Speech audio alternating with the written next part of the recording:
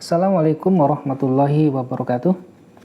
Halo semua, apa kabarnya hari ini? Mudah-mudahan dalam keadaan sehat ya. Teman-teman sekalian, apakah pernah mendengar apabila di suatu tempat misalkan ada yang mabuk, terus ada orang yang bilang, nggak apa-apa lah, yang penting bukan kita, selama tidak mengganggu kita biarin saja, dosa yang nanggung dia, bukan kita. Atau ada yang misalkan ya hamil di luar nikah, terus bilang biarin aja lah, yang penting bukan kita pelakunya atau bukan anak kita pelakunya, selama bukan kita ya biarin saja, yang nanggung dosa mereka bukan kita. Sering nggak ada yang mendengar ungkapan-ungkapan semacam itu? Sering apa jarang? Terus sebenarnya ungkapan orang seperti itu menurut pandangan Islam bisa dibenarkan apa tidak? Ketika secara kebetulan si pelakunya bukan dia dan dia membiarkan orang lain berbuat salah. Karena yang nanggung ya dia sendiri yang melakukan. Benar nggak ungkapan seperti itu teman-teman? Di tengah-tengah masyarakat memang tidak sedikit kita mendengar hal-hal semacam itu.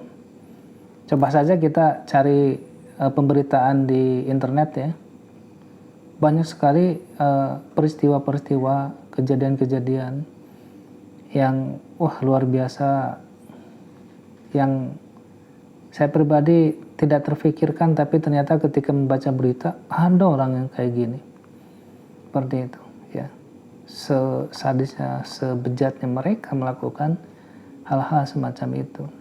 Terus ada yang bilang yang penting bukan saya lah pelakunya, ya kan, apa-apalah, dosa ditanggung mereka, seperti itu. Ayo kita koreksi, dibenarkan nggak ada ungkapan seperti itu? Selama kita bukan pelakunya, biarkan saja. Yang nanggung dosa adalah pelakunya yang melakukan kekejian-kekejian itu ya. Dan ternyata ketika ada orang yang mengungkapkan itu adalah perbuatan yang salah menurut pandangan Islam. Kenapa? Karena suatu perbuatan itu dinilai salah itu karena apa? Menyelisihi ketentuan syariat. Terus syariatnya apa? Dalilnya apa? Ketika ada suatu kerusakan, kita diharuskan untuk merubah kerusakan tersebut menjadi sebuah kebaikan. Baik, akan saya sampaikan salah satunya adalah hadis yang disampaikan oleh Nabi Muhammad Sallallahu Alaihi Wasallam. Dalam sebuah hadis disampaikan Rasulullah bersabda, "Man ra'a minkum munkaran falyughayyirhu biyadihi, fa illam yastati' fa bilisanihi, fa illam yastati' fa biqalbihi, wa dzalika adaful iman."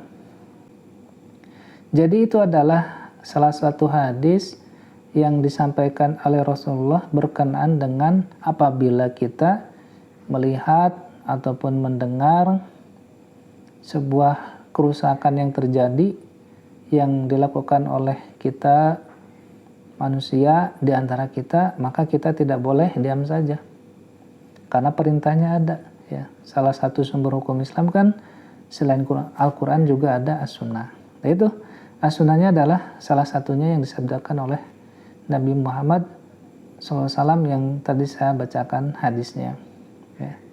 Terus kemudian pengertian daripada dakwah itu sendiri, pengertian sederhananya adalah sebuah upaya untuk menyuruh manusia kepada Islam.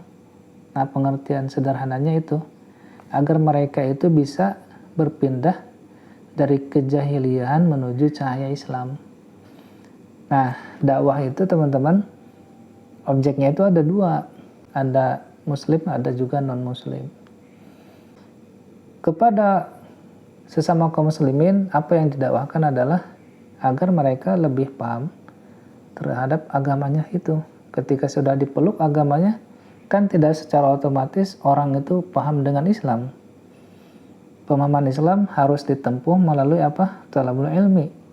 Jadi kita harus menempuh ilmu ini dengan ikhtiar kita, thalabul ilmi ya, belajar ya. mendatangi ustadz, kita bertanya terkait dengan banyak hal tentang agama, seperti itu. Sedangkan ketika objek dakwahnya adalah non-muslim ataupun kafir adalah apa? Mengajak mereka agar mereka beriman kepada Allah SWT, ya, beribadah kepada Allah Subhanahu wa taala sebagaimana ya kita, seperti itu. Karena ketika mereka itu beriman kepada Allah kan berarti mereka menjadi muslim, seperti itu. Dan tentunya beriman juga kepada rukun iman yang lainnya. Tidak hanya sekadar iman kepada Allah, tetapi juga harus mengimani rukun iman yang lainnya, iman kepada malaikat, rasul, kitab-kitabnya, ya, qada dan qadar, kemudian hari akhir, seperti itu ya. Kalau tadi saya sampaikan sebuah hadis yang disabdakan oleh Nabi Muhammad SAW, maka apakah tidak ada ayat di dalam Al-Quran berkenaan dengan kita harus berdakwah dan bagaimana cara berdakwah? Tentu ada ya. Salah satunya di dalam Quran surat An-Nahl ayat 125. A'udzubillahi minasyaitonirrajim. Bismillahirrahmanirrahim. Ud'u ila sabili rabbika bil hikmah wala mau'idatil hasanati wajadilhum billati hiya ahsan. Yang artinya, serulah manusia ke jalan Rabbmu, yaitu Allah, dengan jalan hikmah atau hujah dan nasihat yang baik, dan bantalah mereka dengan cara yang baik. Jadi ini adalah ayat di dalam Al-Quran yang dimana kita harus dakwah dengan hikmah, dengan hujah, dengan dalil. Kemudian ayat lainnya ada di dalam Quran surat Fussilat ayat 33. A'udzubillahi minasyaitonirrajim. Wa man ahsanu qawlan mimman da'a ilallahi wa 'amilas shalihan wa qala innani minal muslimin. Yang artinya, dan siapakah yang lebih baik perkataannya daripada orang-orang yang menyeru kepada Allah, mengerjakan amal soleh dan berkata, sesungguhnya aku ini termasuk orang-orang muslim.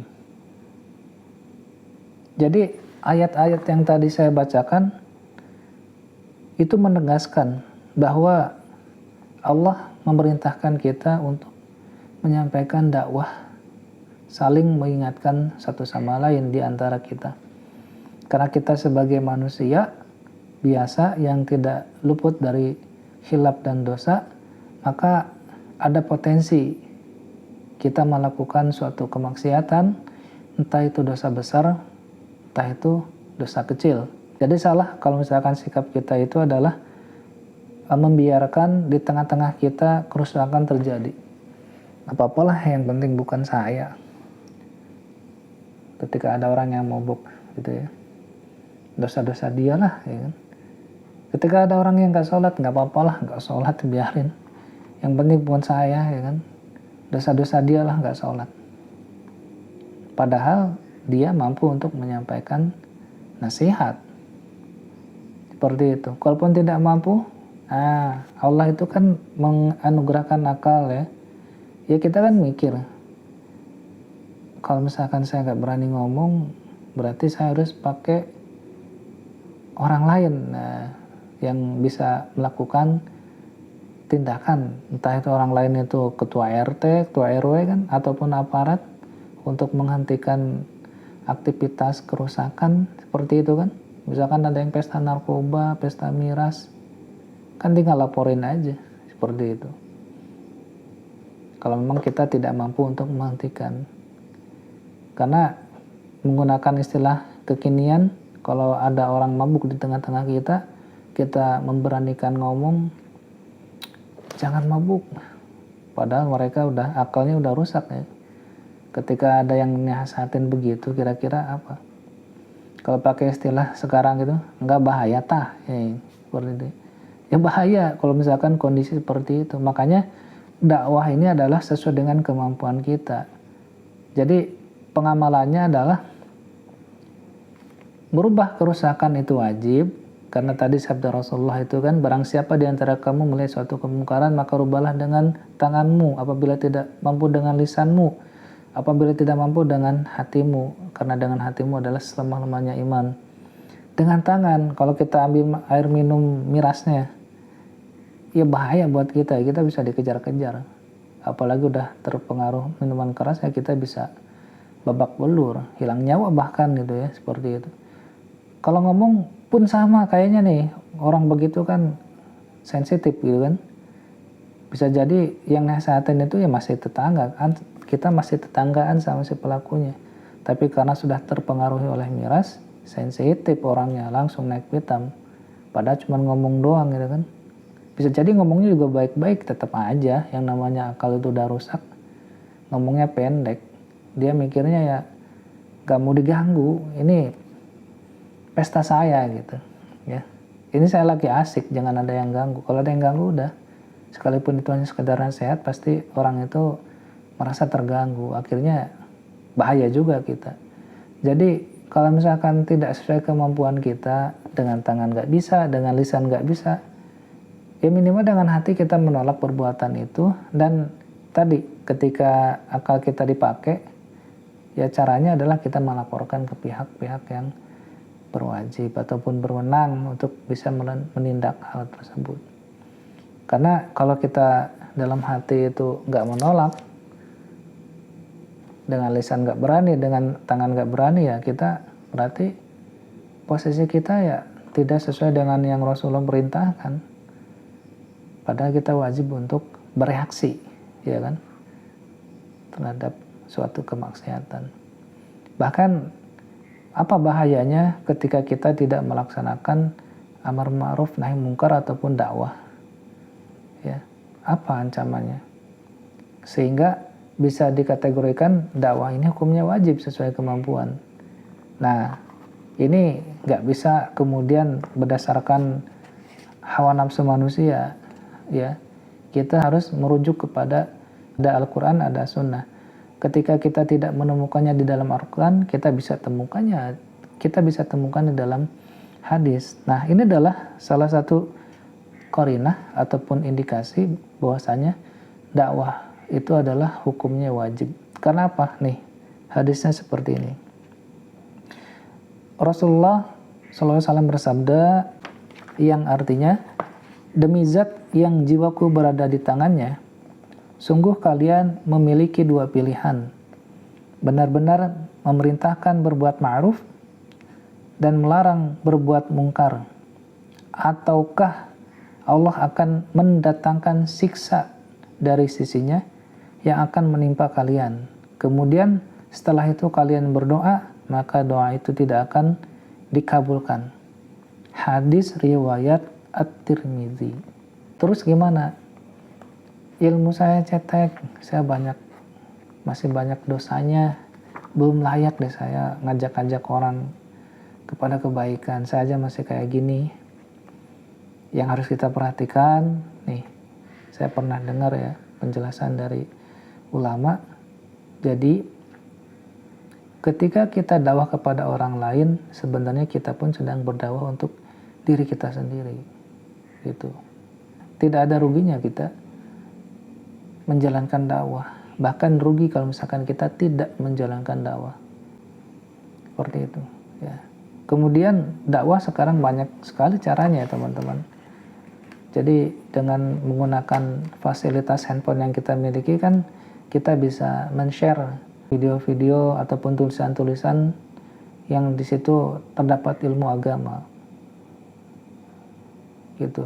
Jadi handphone ini teman-teman, ini adalah sebuah fasilitas.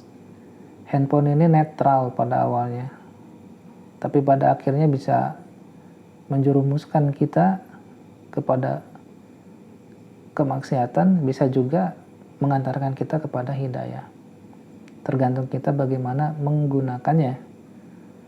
Maka salah satu aktivitas yang bisa kita lakukan dalam rangka memanfaatkan fasilitas handphone ini adalah tinggal kita share saja tulisan maupun video ceramah yang memuat pemahaman-pemahaman agama. Jadi teman-teman, apa yang saya sampaikan pada kesempatan kali ini adalah dakwah itu adalah wajib sesuai kemampuan kita, dan apabila kita tidak menjalankan aktivitas dakwah, maka Allah akan menyiksa kita dan Allah tidak mengabulkan doa kita. Dan apa yang saya sampaikan terdapat di dalam Al-Quran maupun hadis yang tadi saya bacakan. Baik teman-teman, sekali lagi kita saling menasihati satu sama lain. Tidak ada posisi saya menggurui teman-teman. Itu saja video dari saya, mudah-mudahan bermanfaat. Saya Rio, wassalamualaikum warahmatullahi wabarakatuh.